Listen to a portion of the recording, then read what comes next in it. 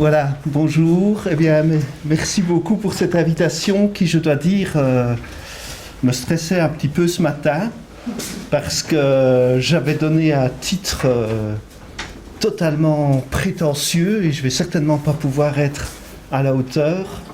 Je proposais de faire des harmoniques entre l'acte de l'adolescent, l'acte clinique. Je dois enlever mon masque ? Ok, voilà. Donc, l'idée, c'était de faire des analogies entre l'acte qui se soutient dans le poème, l'acte qui se soutient dans la clinique et l'acte que l'adolescent doit soutenir. Et j'avais dit que j'allais faire ça à partir de Hölderlin, Paul Celan, André Dubouchet, ce que j'ai fait dans ma thèse pendant à peu près 10 ans et que j'allais prolonger par Jean-Paul Michel et Fernando Pessoa. Bon, c'est beaucoup trop. Donc je ne vais jamais y arriver. Et en plus, c'est très prétentieux, parce que l'acte, ça ne se repère pas aussi facilement, c'est justement ça l'enjeu. Et les harmoniques, vous allez voir, c'est quelque chose que Hölderlin a beaucoup travaillé, de comment se mettre en référence avec une sphère extérieure dans laquelle fonctionne son fondement paradoxal pour qu'il puisse le reconnaître sans s'y engouffrer et que cette sphère extérieure puisse le reconnaître en le considérant comme libre de se déterminer. Voilà, donc c'est vraiment très très compliqué. Alors ce que je vais faire d'abord, c'est essayer de parler un petit peu de quelle posture on peut prendre comme clinicien vis-à-vis de la littérature. Alors j'ai revu aussi le titre. Alors le titre, qui est très bien, que je ne conteste pas, mais je pense qu'il doit vraiment être déconstruit, en tout cas par rapport à moi. Hein.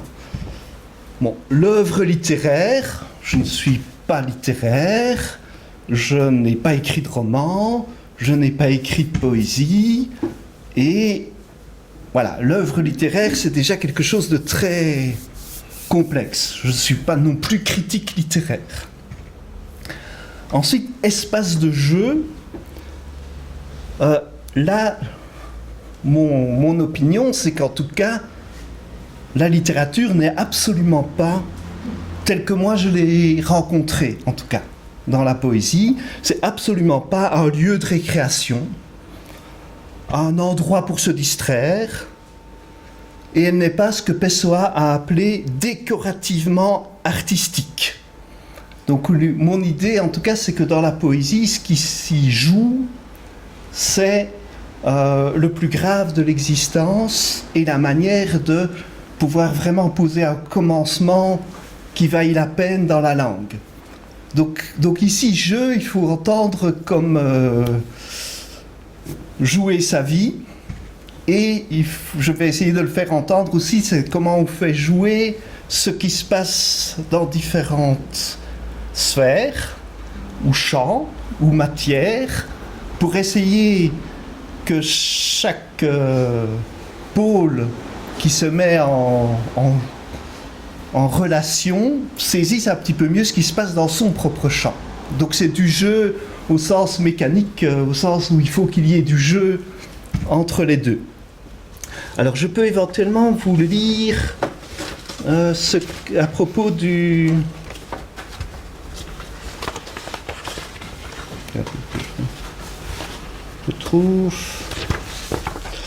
Je vais quand même vous lire une lettre de Fernando Pessoa.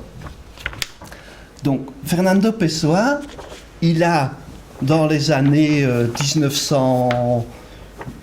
dans l'année 1914, il a jailli en 4 poètes. Il est né en 4 poètes.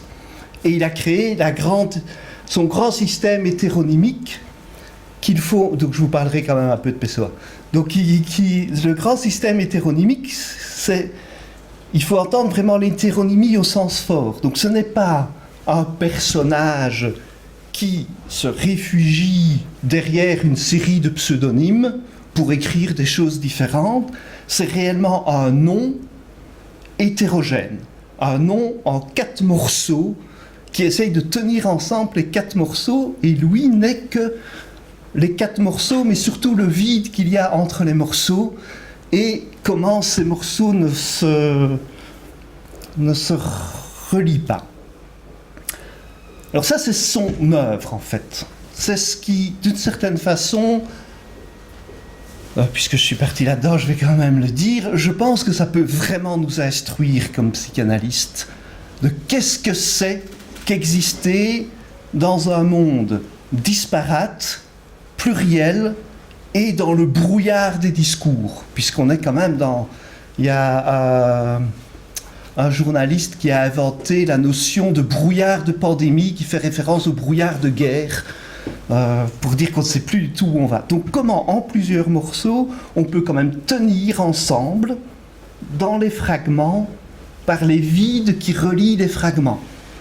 Et donc comment ça nous oblige, je pense, pour aider certains adolescents, à ne plus simplement vérifier si l'ancrage dans la fonction paternelle est présent ou pas. Parce que le problème, c'est qu'on risque d'en avoir de plus en plus qui ne correspondent pas à ce que l'on pense qu'ils doivent trouver pour s'y retrouver. Donc Pessoa est quand même celui qui, dans sa poésie, a tenté de vivre.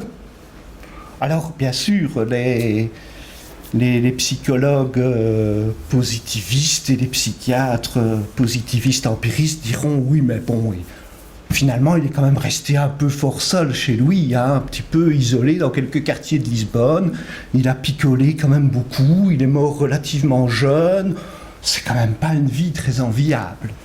Mais pour Pessoa, s'il a écrit la poésie, c'est parce que la vie ne suffit pas et que pour lui le monde extérieur est sa réalité intérieure et qu'il a toutes les psychologies à l'intérieur de lui et qu'il essaye de faire consister son monde dans sa poésie. Voilà, c'est pour vous situer quand même un petit peu le personnage. Alors pendant sa crise, il a inventé toute une série de courants futuristes pour essayer avec le paulisme qui est une sorte de tentative de se repérer dans la soupe primordiale de la pluralité, comme dans une soupe de sorcière. Et puis, l'intersectionnisme, et entre les deux, le sensationnisme, mais pas au sens de quelque chose qui est sensationnel, mais dans le sens de l'entrecroisement et dans l'entrelac de toutes les sensations. Alors, pendant qu'il faisait ces courants intersectionnistes, ces courants futuristes, il était vraiment en crise psychologique majeure. D'ailleurs, son ami, Sancarnero, venait de se suicider à Paris, l'ami avec qui il avait fondé des revues. Et il peut dire, par exemple, psychiquement, je suis encerclé, je suis dans un désarroi et une angoisse intellectuelle que vous imaginez mal. Je suis hanté par l'idée que la vérité est peut-être réellement là, dans la théosophie. Bon. Certains diraient qu'il est quand même au bord du tableau paranoïde délirant. Ne jugez pas que je glisse dans la folie, je ne le crois pas. Il s'agit d'une crise grave, d'un esprit heureusement capable d'avoir de ces crises. C'est l'horreur et l'attrait de l'abîme coexistant dans l'au-delà de l'âme. Une épouvante métaphysique. Mon cher Sancarnero. Je suis dans un de ces jours où je n'ai jamais eu d'avenir. Il n'y a qu'un présent immobile avec un mur d'angoisse autour. Il y a aussi l'état de guerre avec l'Allemagne, mais la douleur faisait souffrir bien avant. Et c'est sur fond de cette crise que le défi de sa poésie est réellement d'inventer et de poser la réalité de quelque chose. À tel point que son maître qui est apparu en lui et qui a pris possession de lui, qui est Queiro, ce n'est rien de moins que de poser l'ontologie par voir. Mais alors, l'enjeu de sa poésie, voilà comment il en parle. Agir sur l'humanité, contribuer par tous mes efforts à la civilisation. Voilà ce qui est devenu le grave, l'écrasant objectif de ma vie. De plus en plus, l'art me semble être la chose la plus importante, mais aussi la plus terrible mission, un devoir à accomplir avec ardeur, avec une austérité monacale, les yeux fixés sur l'enjeu créateur de civilisation de toute œuvre d'art.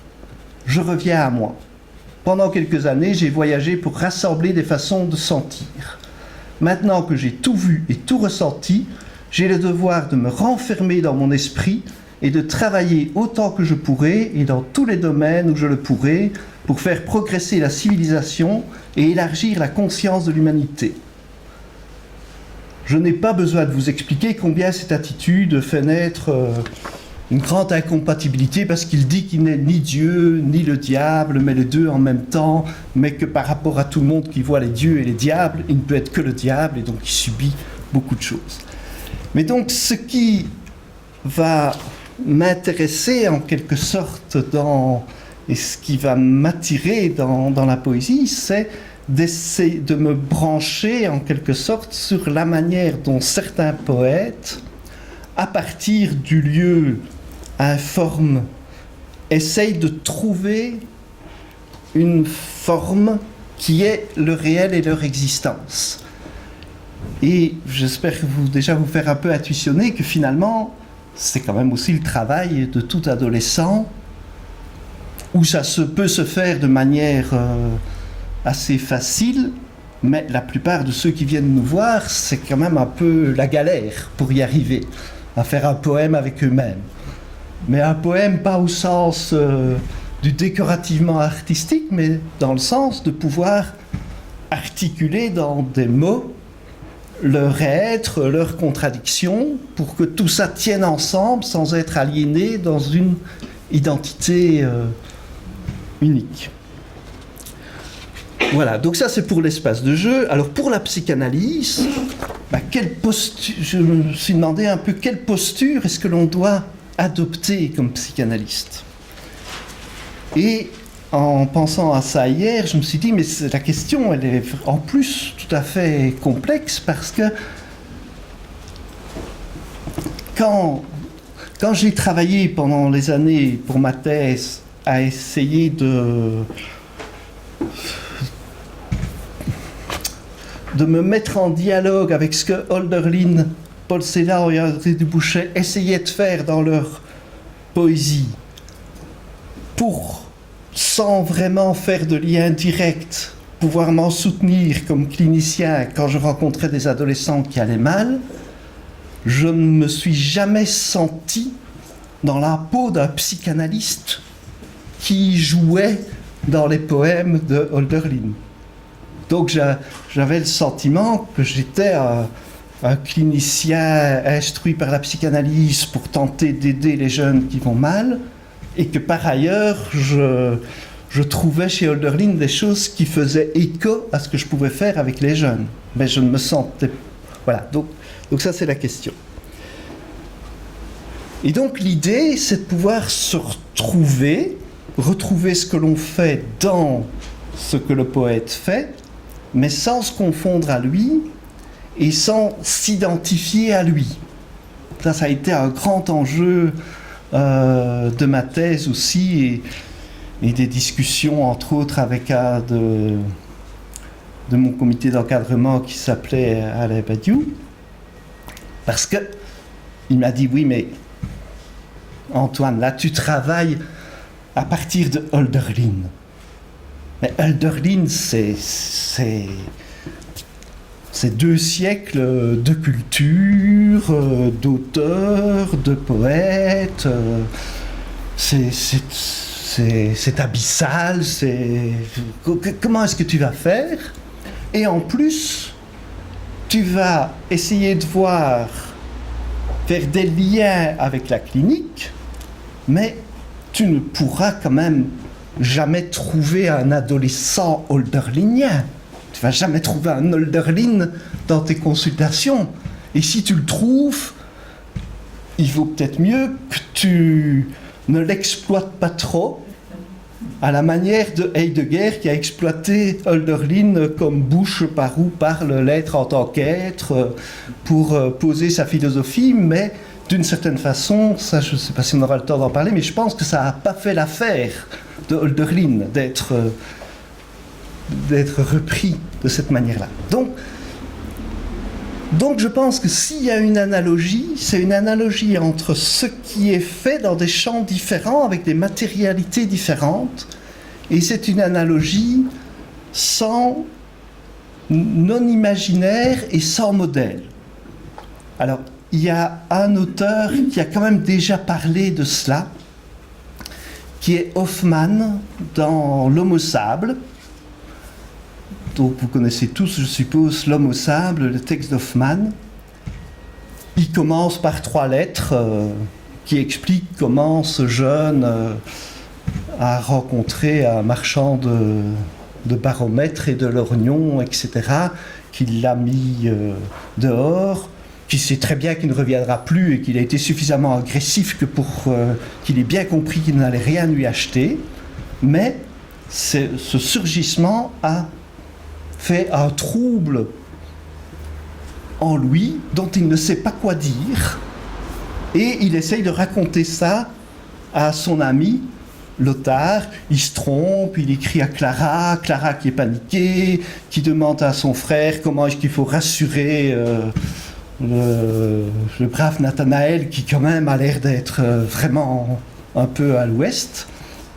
Et Clara explique à Nathanaël que c'est son imagination, etc. Et Nathanaël dit non, taisez-vous. Enfin voilà, je ne vais pas reprendre toute l'histoire, mais après les 3 lettres, Hoffmann se demande comment il va parler de ce qui est arrivé au jeune Nathanaël. Et il dit, mais si je vous explique, vous n'allez jamais me croire, ou vous allez vous moquer de moi, ou ça ne sera jamais ce que Nathanaël a pu me dire.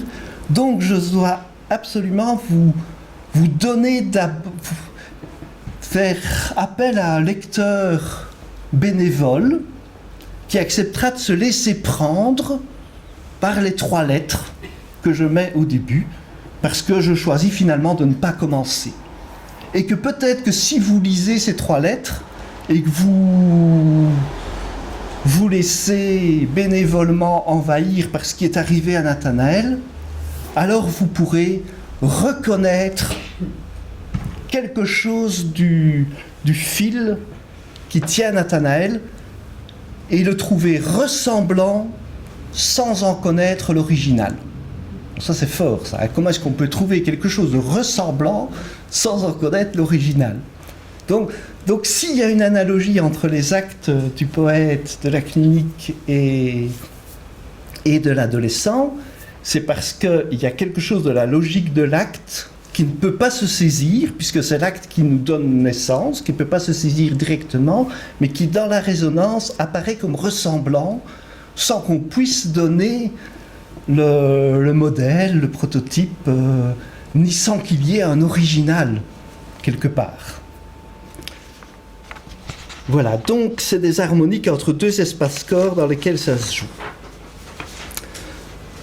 Mais je me suis quand même un peu intéressé sur les postures du psychanalyste vis-à-vis de la littérature.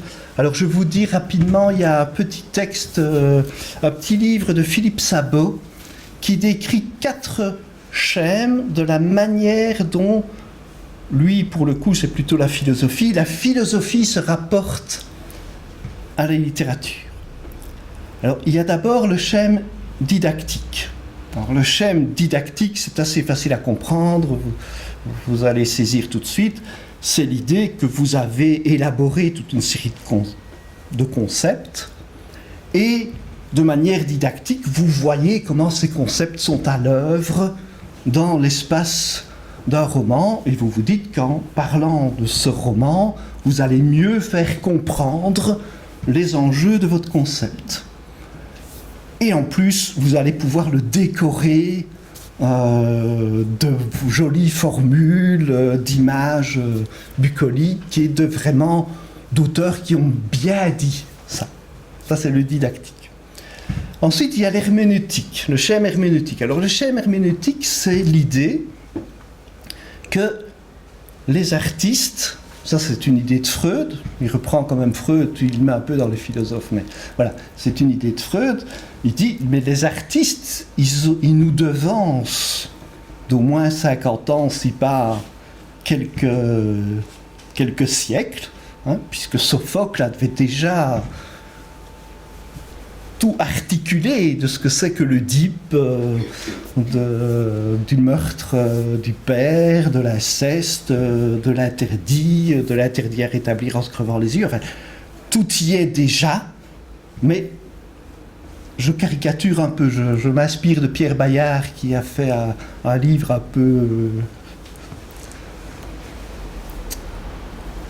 peu taquin vis-à-vis de la psychanalyse, on va dire ça comme ça. Donc l'idée c'est, ils ont tout vu, ils sont bien en avance sur notre science, mais c'est notre science et nos concepts qui vont pouvoir extraire la pépite qui est à l'intérieur pour montrer comment ça se passe. Donc les artistes dans cette position sont comme les enfants par qui sort la vérité mais qui ne savent pas ce qu'ils disent, sont comme les paranoïaques ou comme les femmes. Voilà, voilà, donc ça vous... Mais c'est le philosophe ou le psychanalyste qui peut dégager ce qui se passe dans ce que l'artiste, par sa sensibilité, a déposé dans son œuvre. Ça, c'est le schème herméneutique. Et puis il y a le schème productif.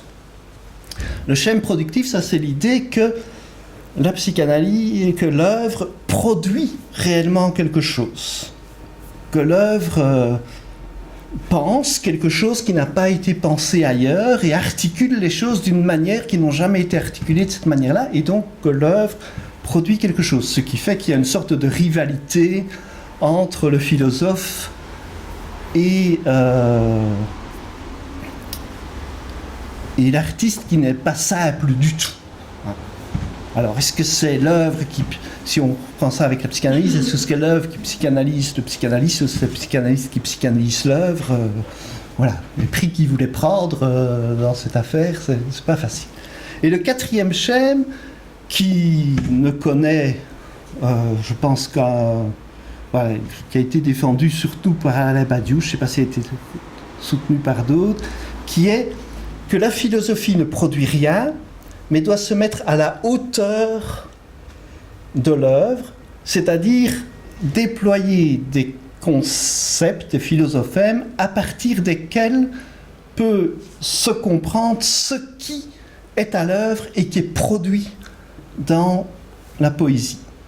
Alors, il y a plusieurs exemples de comment la philosophie doit se mettre à la hauteur de l'œuvre, mais l'exemple principal que Pessoa a déployé, que Alain Badiou a déployé, vous voyez la confusion d'identité qu'Alain Badiou a déployé, c'est par rapport à Pessoa, parce qu'il explique assez simplement qu'il n'y a aucune philosophie qui est capable de rendre compte de Pessoa et de ce que fait Pessoa.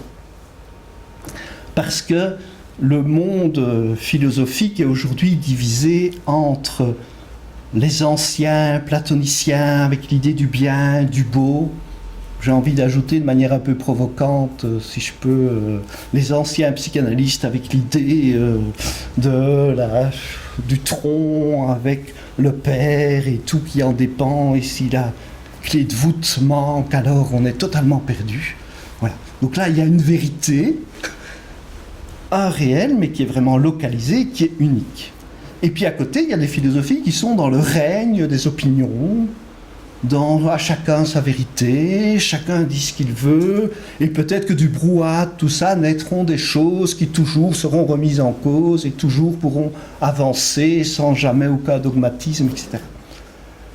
Eh bien, aucun de ces courants n'est à la hauteur pour tenter de commencer à comprendre ce que fait Pessoa, puisqu'il est il est impossible de le réduire à l'unité et à quelque chose d'une clé qui donnerait l'ensemble de l'œuvre, et en même temps il y a vraiment un soutien de la vérité, de choses qui comptent, etc. Donc il nous faut une philosophie qui peut penser une hétéro-vérité, une vérité en plusieurs morceaux. Alors si on se penche sur la psychanalyse, par rapport à ça, je vous ai déjà dit que... Donc l'idée en fait c'est que tous les auteurs sont toujours dans des positions... ils ne sont jamais toujours dans la même position. Hein. Je pense que c'est des postures. Alors la posture probablement la plus heuristique de Freud, c'est quand il se branche sur la littérature pour en faire une sorte d'herméneutique à partir de son hypothèse de l'inconscient, du transfert, du sexuel, etc. Et de pouvoir montrer ce qui est déjà là dans les œuvres, mais pour lequel il faut la psychanalyse pour le trouver. Mais quand il était fatigué, ou quand il avait des adversaires, ou quand il voulait convaincre, il pouvait devenir très didactique. En prenant ce qu'il avait trouvé grâce à l'interprétation des artistes qui le devancent, alors il reprenait ce qu'il avait trouvé, et avec ce qu'il avait trouvé, il donnait l'explication de qu'est-ce qui se joue dans une œuvre. Alors Pierre Bayard donne un exemple qui caricature déjà et que je vais caricaturer encore plus. C'est quand même un peu facile, si on est Freud, d'aller chez Sophocle, de ne prendre qu'une partie de la tragédie d'Œdipe de Sophocle, d'en faire un petit bidule logique du complexe d'Œdipe, en faire une métapsychologie, et puis plaquer sa métapsychologie oedipienne sur Hamlet de Shakespeare. C'est quand même réduire Shakespeare à quelque chose qui n'est absolument pas à la hauteur de ce que Shakespeare fait. Et d'ailleurs, Pierre Bayard dit que ça, c'est vraiment de l'exploitation de matières premières qui tarit la veine de la littérature en finalement reproduisant à la chaîne ce que l'on a trouvé dans une œuvre pour interpréter les autres œuvres. Alors pour la petite histoire, Pierre Bayard, en fait, qui est vraiment une sorte de... Il est taquin, je ne sais pas comment dire. Voilà. Il a écrit un livre qui s'appelle « La littérature appliquée ». Et donc il s'insurge contre ce que je viens de vous décrire de la stratégie de Freud, et il dit « Je vais avoir ma revanche, je vais faire de la littérature appliquée ». Donc, je vais appliquer la littérature à la psychanalyse, à la philosophie, etc., pour voir ce que ça donne. Mais la chute du livre, de manière caricaturale, est assez belle. Il dit « Mais il faut bien constater que la littérature appliquée est tout aussi stupide et violente, si pas plus, que la psychanalyse appliquée. Et donc ça ne peut pas marcher. Et voilà donc pourquoi je ne pourrai jamais être reconnu, que je n'aurai jamais de disciples, et c'est pour ça que l'université ne veut pas de moi. » Voilà. Ça c'est le... Mais vous voyez, donc appliquer, ça c'est un peu un problème. Alors le schème productif de l'œuvre, je pense qu'il y a un auteur qui a peut-être le mieux théorisé ça à partir de la psychanalyse, c'est Jean Belman-Noël. Alors Jean Belman-Noël part d'une hypothèse que l'inconscient est à l'œuvre, produit ses lapsus, ses actes manqués, est vraiment productif dans le texte. Ça, c'est sa première étape. Là, je reprends le 4e de couverture de son dernier livre, où il fait lui-même comment il a dû changer un peu son optique au cours du temps, tout en gardant son fil. Mais ça, c'est un véritable paradoxe. Hein. Comment voulez-vous montrer noir sur blanc l'inconscient dans le texte? Si l'inconscient est écrit dans le texte, c'est qu'il n'est plus inconscient. Donc voilà, ça devenait très compliqué. Donc, la deuxième étape, il a dit, l'inconscient, il est entre les lignes. Donc l'inconscient n'est pas dans le texte, il est entre les lignes du texte. Mais ça, pour le dire de manière un peu caricaturale aussi, c'est quand même de l'animisme, même si Freud, la traduction du psychique maintenant est l'animique, ça c'est vraiment de l'animisme, quoi. Il y a des petits esprits entre les lignes qui présentent l'inconscient à l'œuvre. C'est comme le livre serait une sorte de bouillon de petit génie invisible. Ça c'est quand même difficile à penser. Et donc à la fin, son idée est assez intéressante. Son livre, c'est lire de tout son inconscient, basé sur l'expression comme travailler de tout son cœur, y mettre le cœur à la tâche, etc. Et donc l'idée, alors qu'il déploie, c'est que l'inconscient est à l'œuvre dans l'acte de la lecture. Donc c'est le lecteur qui anime le texte et qui fait vivre l'inconscient du texte. Et que le texte n'est que le véhicule entre l'inconscient qui était bel et bien à l'œuvre pour lui-même chez l'auteur, le texte qui cristallise quelque chose, et c'est le lecteur qui réveille cette production d'inconscient. Avec l'idée aussi, développée par pas mal d'auteurs, entre autres, enfin, le poète André Dubouchet, c'est vraiment son idée, c'est que le poète n'est absolument pas ce qu'on appelle un écrivain ou un auteur. Il parle du poète comme d'un lecteur de ses propres fragments ou comme d'un marcheur dans la montagne ou d'un marcheur entre ses propres mots. Et donc l'auteur lui-même est d'une certaine façon un proto-lecteur, en quelque sorte. Alors là, je vais faire un petit pont avec François Emmanuel qui était venu nous parler à Namur. J'ai oublié un petit peu tout le contexte, mais la formule, je l'ai trouvée extraordinaire. Il parlait je pense, si je ne me trompe, de l'écrivain, de celui qui écrit, comme d'une membrane lectrice. Alors je trouvais ça très, très beau parce que ça reprenait cette notion de lecteur et cette notion du corps impliqué dans cet acte, impliqué de toutes les manières, au sens où il était engagé, au sens où il est plié comme les différentes couches du pain, etc., par le texte. Mais pour faire... 5 à 10 minutes. Ouais, donc j'arriverai même pas... Voilà. Tant pis. Voilà, mais pour faire ça, en fait, il faudrait que je sois un grand critique littéraire et un auteur et un lecteur patenté. C'est pas ce que j'ai essayé de faire. Être à la hauteur au sens de la Badiou, c'est pas non plus la posture que le psychanalyste peut adopter. C'est la posture que le philosophe peut adopter, avec l'idée qu'il est à la fois engagé dans des processus de vérité, de l'amour, de l'art, de la politique et de la science, et qu'il essaye d'en dresser les catégories philosophiques. Ça va. Mais nous, comme psychanalyste, on n'est pas du tout dans une position extérieure de philosophe posant les catégories de ce qui se passe chez nos analysants et nos patients. On est quand même engagé dans les processus de vérité, dans un dispositif qui essaye de faire quelque chose. Alors, une autre notion qui a été soutenue et auquel je me rapproche plus, entre autres par Jacques Nassif, mais par beaucoup d'autres, c'est la psychanalyse impliquée.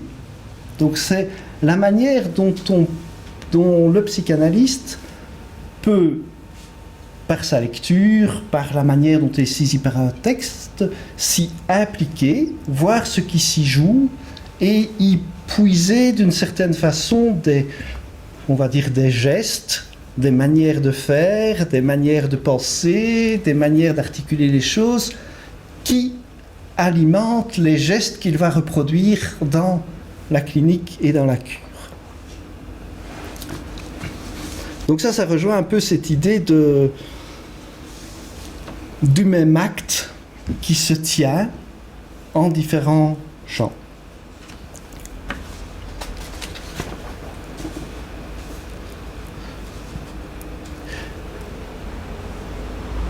Alors, c'est ce que j'ai essayé de faire. Je vais reprendre de manière très schématique puisque le temps passe.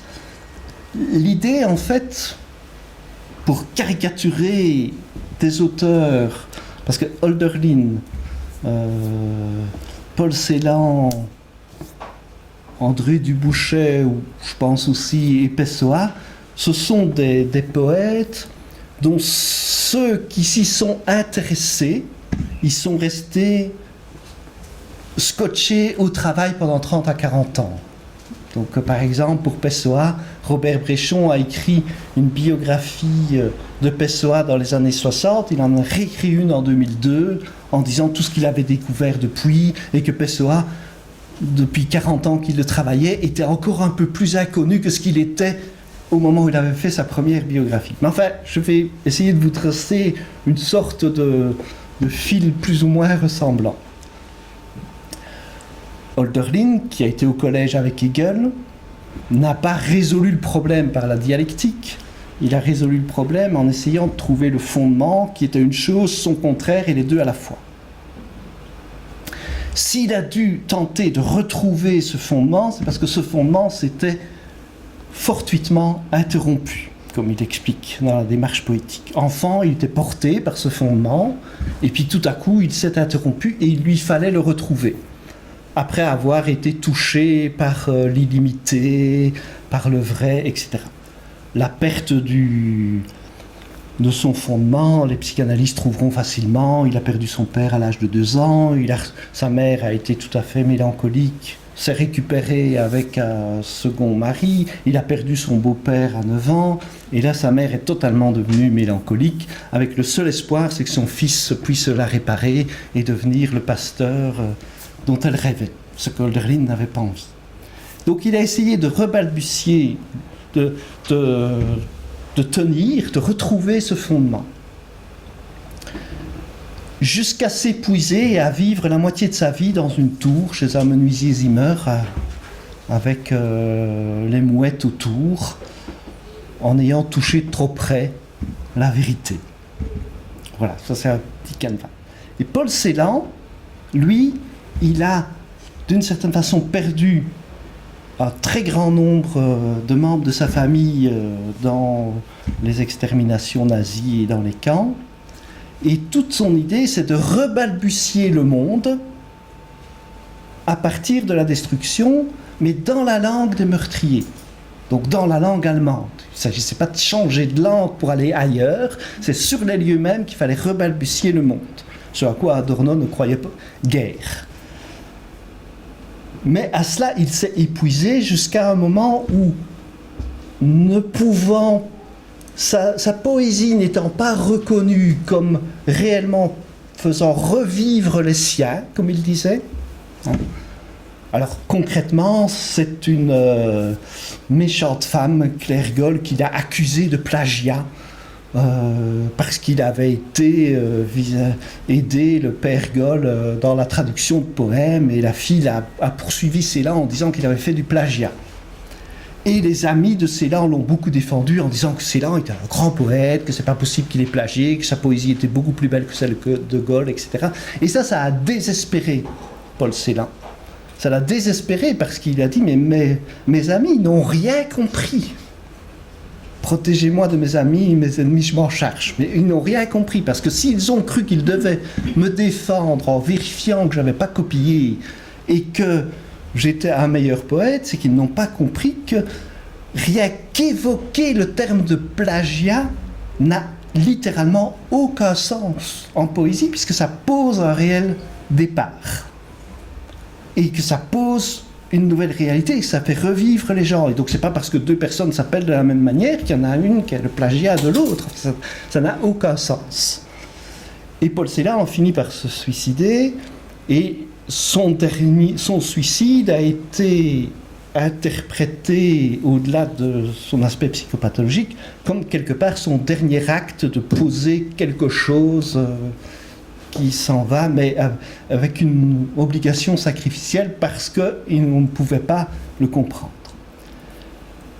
Mais quand Paul Celan veut rebalbutier le monde, il y a deux poèmes qui expliquent très bien ça, qui est Tübingen, Janvier. Il dit qu'en fait, pour rebalbutier le monde, il faut repartir de la folie, des mots de la folie de Hölderlin qui, dans la tour, signait Palak, Palak. Et donc, il faut repartir de Palak, Palak si on veut rebalbutier le monde. Jusqu'à s'épuiser, pour Paul Celan, sur le terrible. Et André Dubouchet se réfère à la fois à Hölderlin et à Paul Celan pour poser une poésie où il faut tenir entre les fragments. Les fragments sont des déchirures qui rivent ou des jointures qui déchirent, ou comme vous voulez. C'est beaucoup inspiré d'un grand peintre qui est Alquat, où finalement le dessin des cimes deviennent les creux et inversement. Voilà, ça j'aurais pu vous expliquer, mais on n'aura pas le temps. Et l'enjeu, c'est, à travers une sorte de trouée, de pouvoir, d'une certaine façon, retrouver une certaine hauteur qui est une assiette en mouvement sous la faille. Et cette assiette en mouvement sur la faille, on la retrouve en allant vers le terrible, sans jamais l'atteindre, jusqu'à ce que ce retour devienne une force d'en avant.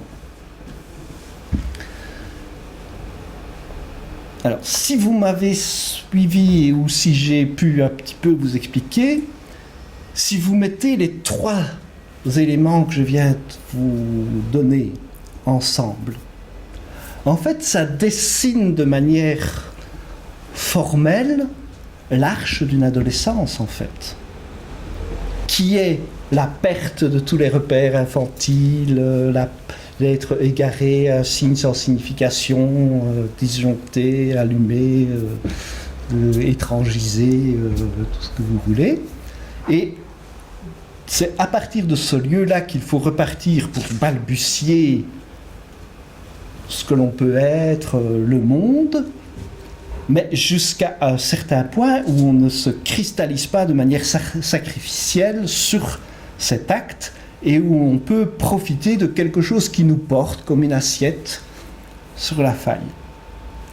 Et donc l'idée, c'est qu'en fréquentant ces trois poètes et en voyant comment ils s'articulent les uns aux autres, ça me dessinait finalement à la fois le parcours de cet acte, en quelque sorte, ses impasses possibles, et la manière dont l'acte est relevé par le suivant, donc quelque part on va dire en thérapie, thérapeutisé, mais ça c'est vraiment de la violence de psychanalyse appliquée, mais en tout cas qui est que ce qui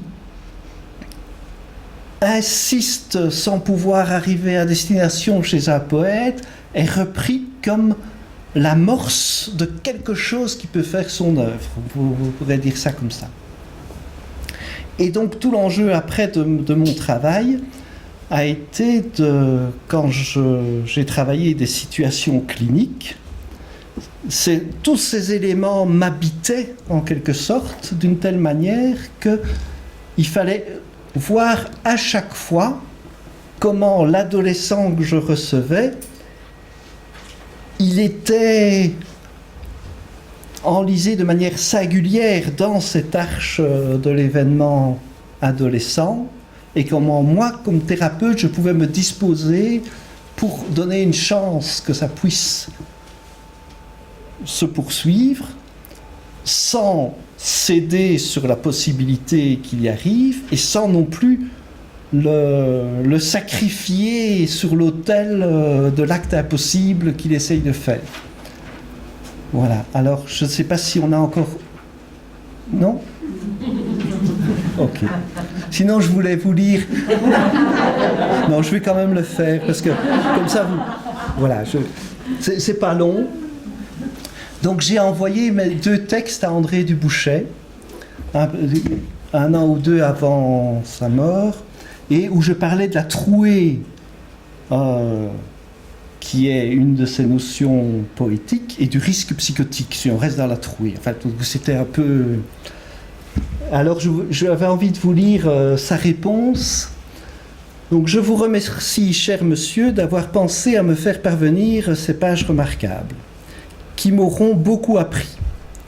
Et là, il dit « rassurer » dans un sens, puisque permettant de dégager ce que vous citez d'un repli de la singularité poétique en le rapprochant de l'étendue de la généralité chaque fois entrevue.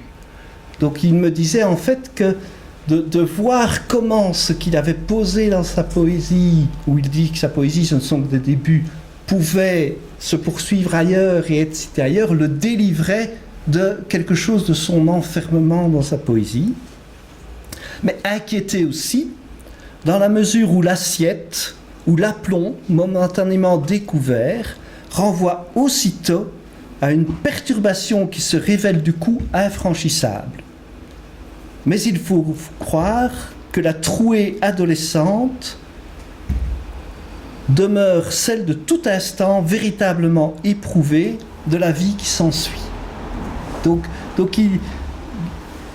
j'étais assez content, je dois dire, du fait qu'il n'y avait pas de confusion entre les chants et quelque chose qui renvoyait de manière harmonique d'un chant à l'autre. Et quand je lui ai adressé la deuxième lettre, il a précisé les choses, rapporte une nouvelle fois ce qui, jusqu'au malaise, peut, dans un premier temps, paraître étranger à la vie, le rapportant à un double mouvement de vie, redoublement de vivre. Vivre dit toujours cassure, cassure de vie, en effet. Et donc cette cassure, elle est là chaque fois qu'un pas devra être fait et où il s'agit de s'en dégager. Donc cette cassure vécue, alors inventée comme étrangère sur le moment à tout ce qu'on peut avoir en réalité vécu. Une immédiateté sans date, donc l'idée de rejoindre un peu l'intemporel, donne à l'intolérable une sorte de fraîcheur quand il est inventé, trouvé. Alors, je ne sais pas si vous sentez, mais je pense que fraîchir me semble maintenant un terme qui me parle beaucoup plus que répéter, en fait. La fraîcheur, c'est quand même mieux que la répétition. Donc la fraîcheur, c'est revenir sur ce départ impossible à partir duquel réinscrire la suite. Voilà.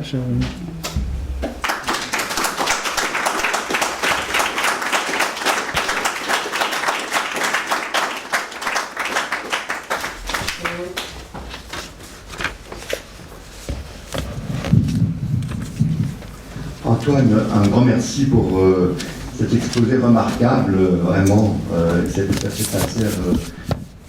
fait sincère ce que je dis là, parce que tu as réussi en un temps record, quand même 35 minutes, à nous permettre de mieux situer ce que la psychanalyse peut tirer d'une fréquentation de la création littéraire. Voilà. Les axes que tu as dessinés avec brio, et elle nous en parle de ta grande culture littéraire et clinique et psychanalytique, est quelque chose qui, je pense, et quand on reverra l'enregistrement, et on a la chance qu'on va pouvoir le faire, va vraiment se révéler quelque chose qui dessine les formes d'une pensée de cette rencontre qui, à mon avis, peut beaucoup nous inspirer. Alors, c'était bien quand même qu'arrive à la fin, et heureusement que tu as franchi mon nom pour nous amener ces lettres, ces photocopies des lettres de Dubouchet, parce qu'au fond, tu as fait tout ton exposé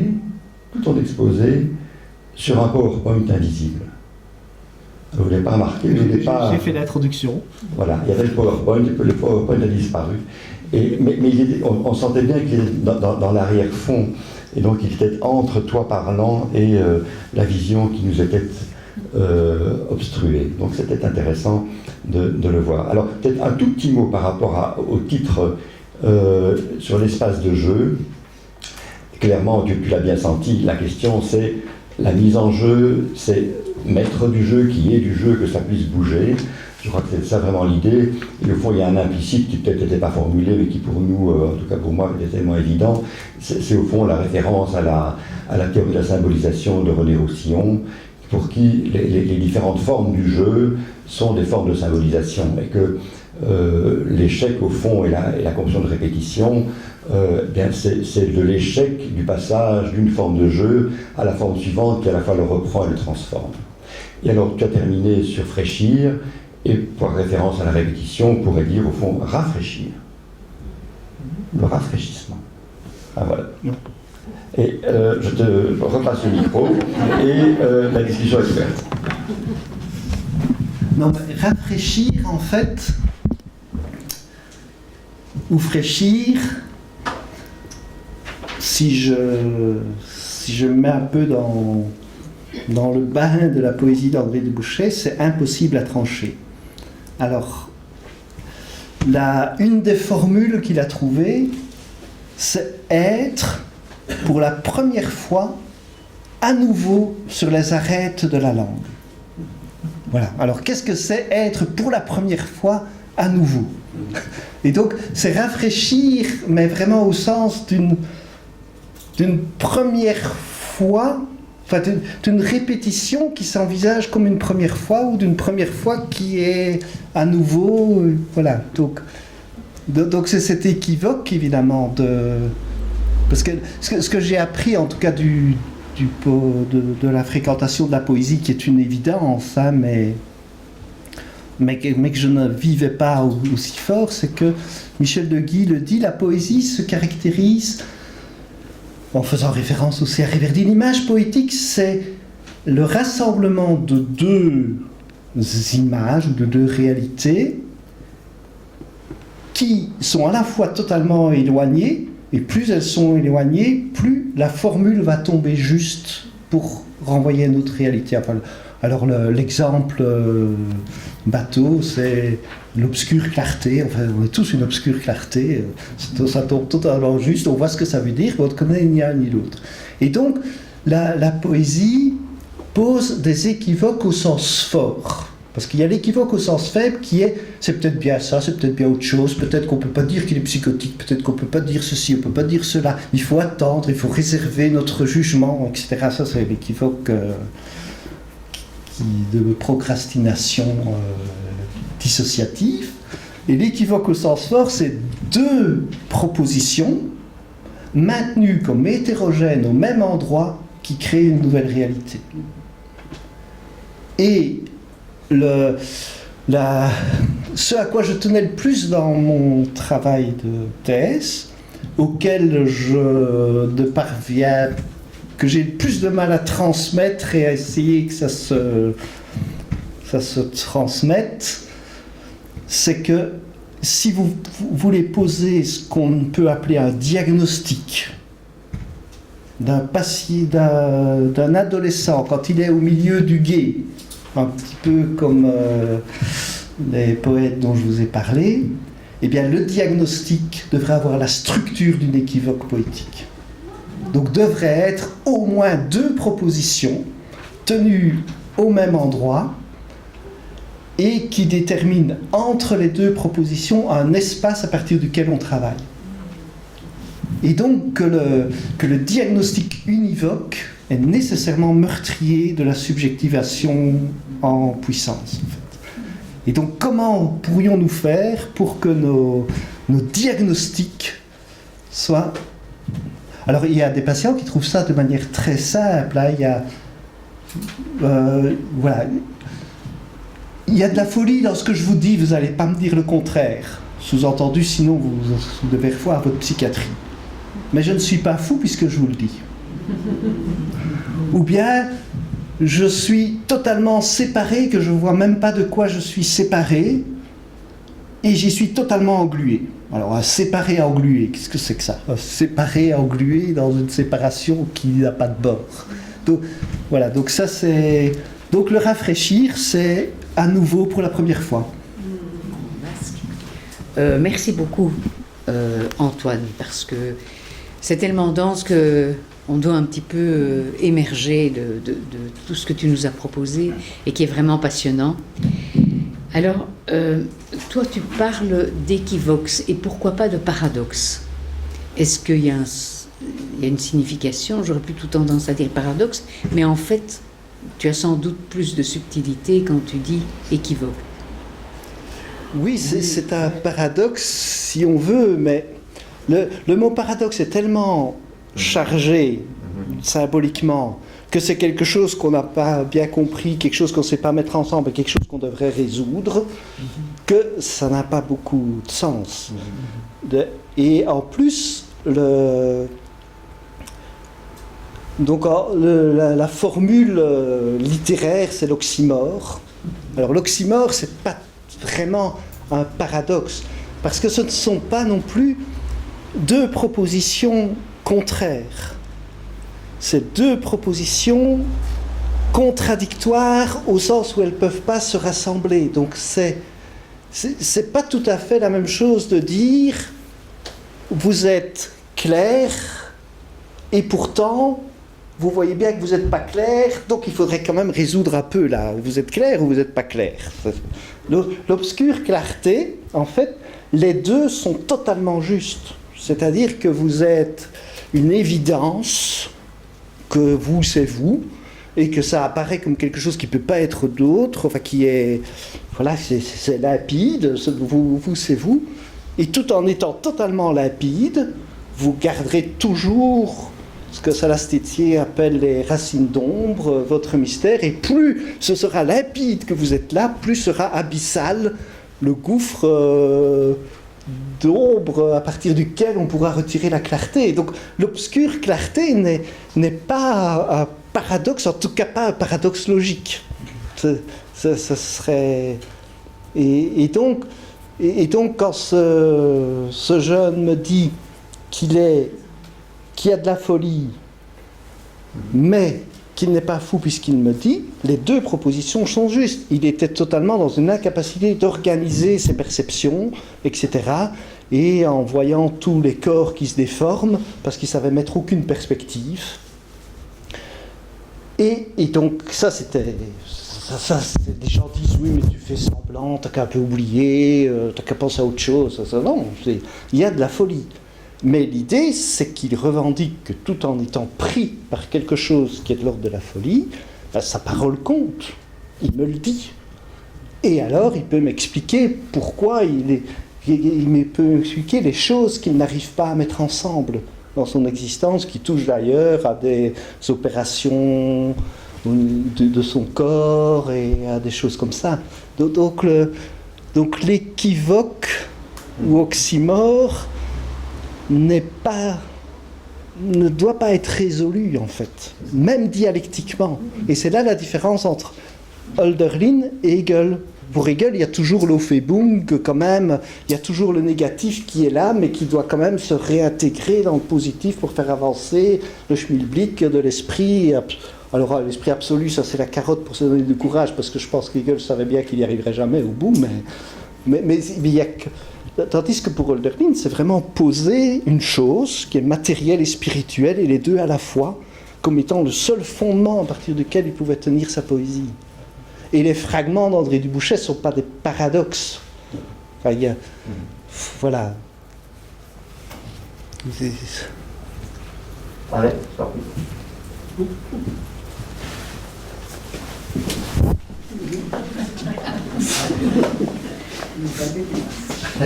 Les lunettes, le masque, pomme d'œuf. Voilà. Alors, je veux quand même continuer sur ce que Blandine a dit, parce que je me suis amusée à la fin à mettre comme ça quelques mots pour effectivement essayer d'illustrer cette idée que vous lancez avec l'équivoque poétique. Et je me disais, mais oui, alors j'ai aussi noté paradoxe, j'ai noté mosaïque, non-fixité, processus, en suspens, non-résolution, dualisme interne. Je pense que ce qui est problématique, c'est si on veut un seul mot pour le définir.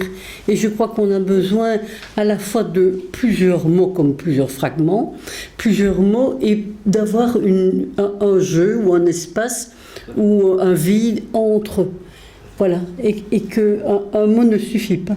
Bien sûr. Voilà. Je vais peut-être juste rebondir là-dessus, qu'on est peut-être aussi lié à la langue qu'on emploie. Si Celan a voulu a voulu écrire en allemand, c'est pas, évidemment, c'est en lien avec le traumatisme, mais je pensais, et en écoutant Arlette, au chinois. Alors, je connais très très peu de choses sur le chinois, ce que j'ai lu c'est à travers François Julien, mais par exemple paysage et la plupart des concepts en chinois se disent en deux mots. Donc paysage c'est montagne-rivière, et donc c'est toujours entre. Voilà. Oui, mais donc ça, effectivement, donc s'il y a bien un poète qui est entre, c'est Pessoa, il est toujours entre quelque chose, mais alors c'est vrai qu'il y a quelque chose qui ne peut jamais se dire en un mot, qui est toujours fragmentaire, qui va toujours plus loin, etc. Et c'est vrai que ça se dit en fonction de la langue. Maintenant, les poètes dont je vous ai parlé, en fait, c'est chaque fois des langues à eux tout seuls. Hein.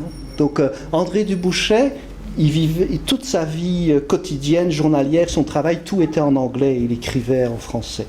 Et pour comprendre des fragments d'André Dubouchet, ça met autant de temps que dans une langue étrangère, hein, parce que chaque mot est renvoyé à quelque chose qui le sort de son usage habituel. Hölderlin, allemand, mais un certain Lange au début du XXe siècle, a retrouvé les signes de la schizophrénie chez le jeune Hölderlin, hein, parce qu'il n'utilisait pas les mots comme il fallait, il utilisait des néologismes de l'ancien allemand trafiqué. Paul Celan, c'est un jeu, il a écrit en allemand, mais il vivait à Paris, il faisait les traductions, etc. Donc à chaque fois, ils inventent une langue. Alors par rapport au fait qu'il y a des fragments, en fait, pour que ça fasse poésie, il ne faut pas que l'acceptation que ce soit fragmentaire, toujours indéfini, toujours reporté, etc. Parce que ça c'est de l'herméneutique infinie, en fait. C'est de l'herméneutique et de la dialectique. Alors ça vaut peut-être la peine que je vous explique comment André Dubouchet écrit des poèmes. Donc, il se promène dans la Drôme avec un carnet. Quand il se promène, il y a des choses qui lui viennent et qui sont des petits bouts de phrases qu'il écrit dans son carnet. Ensuite, quand il rentre chez lui, il punaise, c'était pas encore l'époque des post-it, je pense, il punaise ces fragments sur le mur, à hauteur de son regard, et il marche dans son bureau. Et il marche dans son bureau entre ces fragments, jusqu'à un moment donné où il voit les fragments tomber juste au bon endroit, l'un par rapport à l'autre, avec la bonne distance qui permet qu'ils respirent ensemble, et alors ça fait un poème. Donc le travail du poète, c'est quand même de faire une sorte d'articulation de cet hétérogène qui fait quand même un poème. Donc il n'y a pas simplement la fleur de l'hétérogène. Pessoa a écrit un poème qui s'appelle Ulysse, qu'a commenté Roman Jakobson, et tout est dans ce qu'il évoque d'une mathématique de l'être. C'est une expression de Pessoa, parce que vous avez toute une série de tensions qui au milieu sont des verbes, au-dessus ce sont des mots, et tout se répond l'un dans l'autre, et c'est grâce à la construction tout à fait articulée et savante du poème que le premier rien, nada, au début, veut dire le contraire du deuxième nada en dessous. Donc le premier nada, c'est le rien qui est tout. Alors le rien qui est tout, c'est celui qui n'a pas existé, et qui pourtant fut l'advenant, et qui est Ulysse, et qui a fondé Lisbonne, et qui est Ulysse, c'est aussi personne comme Pessoa, voilà. Donc c'est le rien qui en fait est la source de tout, qui est l'acte de tout.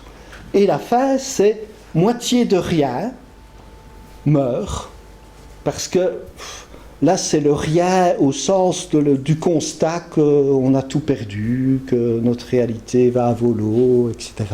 Et si on s'accroche à cette réalité qui est une moitié de rien, on ne peut que mourir. Et donc on voit qu'il y a parfois des mots qui a priori sont des contraires et qui en réalité renvoient à la même chose, et parfois des synonymes qui, de la manière dont ils sont articulés dans le poème, renvoient à quelque chose qui est l'opposé. Donc quand même, la poésie n'est pas simplement le jeu. Enfin, voilà, là je prends parti pour certains poètes. Hein, mais, donc Hölderlin, Paul Celan et André Dubouchet n'ont rien des poètes surréalistes hein, qui jouent avec les mots en espérant qu'il y aura une surréalité qui va sortir. Je caricature, hein, je ne peux pas faire être aussi simpliste, mais enfin, c'est quand même l'idée d'un réel acte qui est tenu entre les fragments, sans les réduire à l'unité. Et donc je pense que ce n'est pas un paradoxe. Enfin, François Emmanuel a certainement plein d'idées là-dessus. On en parlera tout à l'heure peut-être. On a encore la place et le temps pour une intervention avant la pause. C'est évidemment une très belle question, c'est la question de la poésie. L'obscure clarté, on entend plusieurs choses. On entend à la fois la pénombre, l'obscure clarté, donc la clarté qui s'obscurcit. On entend aussi l'obscurcissement dans la clarté, enfin, la tache noire quand on regarde éventuellement la lampe, le soleil. Donc il y a du corps qui est donné là. Et vous l'avez très bien souligné, il y a de l'équivoque, c'est-à-dire il y a un espace imprécis qui donne, et là tu n'es pas tout à fait rentré là-dedans, mais qui donne une espèce de musicalité, une espèce de vibration. Et la poésie, c'est ça. La poésie file la musique. Donc on entre tout d'un coup dans un espace où on ne sait plus très bien. Il y a ça pousse éventuellement l'esprit à aller plus loin. Et enfin voilà, c'est tout ce que je voulais dire. Mais le poète, lui, il travaille évidemment avec ces oxymores de temps en temps, ces ellipses, c'est un mot que tu n'as pas utilisé, mais l'ellipse entre un mot et un autre, et puis aussi même à l'intérieur des mots, c'est assez frappant. Si vous entendez un mot comme abeille, on entend merveille, on peut entendre soleil, on entend dans le mot déjà autre chose. Et le poète, il joue avec ça. Parce que lui, c'est ça qui l'intéresse, c'est ce corps-là, enfin, c'est ce corps du dire, ce corps de l'écrire. Voilà.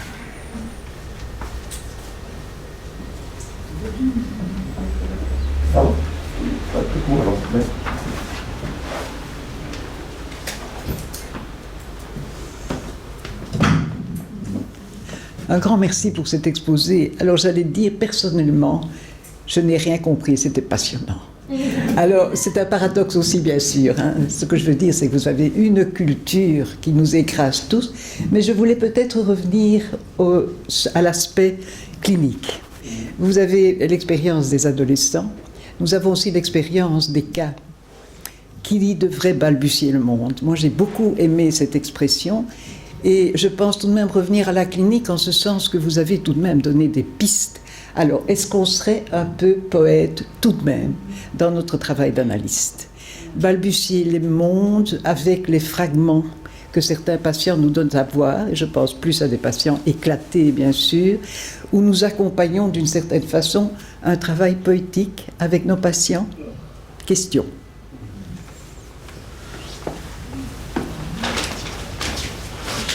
Oui, ça c'est une question compliquée. Ça dépend vraiment comment on entend la chose. Moi, je pense que le clinicien n'est absolument pas du tout un poète. Mais si la poésie, c'est faire en sorte que quelque chose de ce qui n'est pas vraiment clair, de quelque chose de l'ombre, quelque chose de la musicalité, qui à un moment donné peut prendre consistance, on peut espérer que quelque chose du poétique soit à l'œuvre dans l'espace que l'on dispose avec un patient, mais sans jamais pouvoir trancher si ce que lui y a mis, ce que nous on y a mis, mais qui est quand même à certains moments quelque chose qui puisse se clarifier en gardant son obscurité et pas se clarifier dans un diagnostic tout à fait arrêté ou pas se clarifier, mais qui quand même peut consister, parce que l'obscure clarté, c'est à la fois l'indétermination, mais c'est quelque chose en plus, quoi. C'est comme ça que je le perçois. Alors, pour dire, par exemple, par rapport à André Dubouchet, son idée, c'était de disposer les fragments sur la page pour qu'il y ait la respiration des blancs, la musicalité, etc. Là, pour reprendre un peu la question de la musicalité, et pour André Dubouchet, l'intonation, ce sont les blancs. Les blancs qui séparent les fragments, c'est l'intonation. Il a écrit un très très beau texte sur l'intonation. Et là, par exemple, je suis en retard sur la réalité. Je pensais vous parler d'un jeune qui était vraiment scotché à ses 13 ans et qui en avait 19. L'urgence pour la continuité perdue, donc sa continuité à lui qui est perdue, tout à fait détachée, en faisant demi-tour, c'est-à-dire en se retournant vers lui, de l'aborder de front, sa dissociation. Et mot à mot de rentrer dans l'espace du retard, où il peut, quasi au forceps, redire des bribes, ramener des photos de ce qui lui est arrivé, de ce qui a fait brisure, etc. Mais l'événement restera l'inconnu, donc on n'arrivera jamais à l'événement lui-même.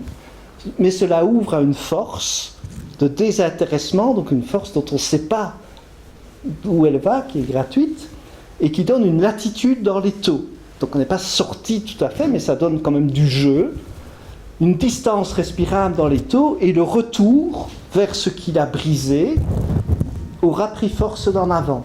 Donc le mouvement vers le traumatisme, à un moment donné, va pouvoir réémerger. Et donc, quelque part, cette page de carnet d'André Dubouchet, ça décrit quasi le scénario dans lequel on peut espérer travailler. Et alors, tout ce que j'ai discerné à la fin, jusqu'aux pierres autour, morceaux de bois épars que je vois, appartiennent aux vestiges du passé qu'il n'y a plus lieu de regretter. C'est ça, être emporté par le muet.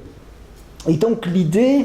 Maintenant, je ne suis pas du tout poète, parce que je ne vais pas travailler avec du papier, avec des mots sur le papier, etc. Donc l'idée, c'est est-ce que, par exemple, l'espace d'adresse, d'accueil d'un jeune, on va dire, dispersé, est-ce que ça pourrait avoir une fonction analogue à la feuille de papier pour André Dubouchet, pour que ces différents fragments puisse quelque part être déposé au même endroit et que ça tienne un petit peu comme étant lui-même sans qu'on puisse vraiment situer les choses. Donc l'idée, c'est qu'il y aurait du poétique au sens de cette opération de départ à partir de la musicalité primaire. Pour reprendre la musique, Salastetier, il dit qu'en fait, pour faire un poème, il faut des doigts aveugle contre une matière aveugle, et que petit à petit de l'obscurité se dégagent des scansions un petit peu comme l'obscur et la clarté, comme les jeux de la gamme, jusqu'à ce que se dégage une figure. Et une figure est à la... Et alors il dit que le poète n'est que celui qui palpe et tâte la figure qui émerge de doigts aveugles. Et au bout du compte, Salastetier dit que le poète saurait saisir par le sens extérieur une réalité intérieure en formation. Alors une fois qu'il a dit ça, il dit mais ça c'est quand même compliqué, qu'est-ce que je suis en train de dire? Et il explique qu'alors que ça veut simplement dire que l'extérieur et l'intérieur ne sont que projections l'une de l'autre. Mais alors je ne sais pas s'il y a des Lacaniens ici, mais c'est vraiment le Creuscap, hein. Donc c'est vraiment la topologie du Creuscap, ça. Saisir par l'extérieur, l'intérieur en formation, et c'est l'opérativité de la topologisation de l'intérieur et l'extérieur qui dégage une figure. Donc ces choses... Mais alors, pour être d'accord avec ça aussi, il faut enlever à l'idée de la poésie tout esthétisme... ou toute illustration. Donc c'est pas là, les poètes dont je vous ai parlé sont, je pense, tous à penser que la poésie n'est pas des belles images pour décrire la réalité, que la poésie instaure une musique, un chant, une ponctuation. Hölderlin, c'était quand même le chant, voilà, qui fait un point de départ dans la langue, mais la langue qui est matière, qui est corps. Je sais pas comment.